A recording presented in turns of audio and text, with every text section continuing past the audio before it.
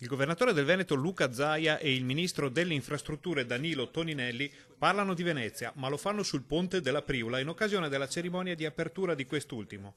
Non può essere un caso che le avvisaglie di disgelo arrivino da un elemento, il ponte appunto, nato per unire luoghi altrimenti lontani fra loro.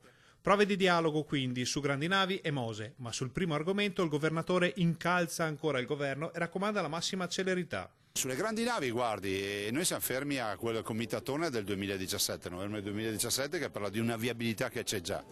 Il Ministro ha fatto un'analisi comparativa rispetto ad altre soluzioni che voi conoscete, che è quella di Chioggia piuttosto che altre realtà. Io direi che adesso è fondamentale mettere in fila tutte queste soluzioni, farlo velocemente e capire in che direzione andiamo, perché altrimenti veramente si rischia di non portare più fuori le grandi navi dal bacino San Marco, dal canale della Giudecca. Toninelli dal canto suo conferma l'ipotesi su Chioggia e San Nicolò e ribadisce ancora una volta la posizione del suo ministero sul progetto legato a Marghera. Qua c'era una persona che diceva che esisteva un progetto che doveva essere estratto da un cassetto al mio ministero e firmato. Il progetto riguardava Marghera. Non esiste, non è mai esistito e non esiste alcun progetto su Marghera. Gli unici progetti li abbiamo fatti noi, riguardano Chioggia e San Nicolò, semplicemente per il fatto che i tecnici, facendo degli studi di realizzazione, di fattibilità, li hanno ritenuti come quelli più realizzabili. Li stiamo analizzando, faremo un dibattito pubblico, vogliamo interessare tutti i cittadini, però a Brugnaro dico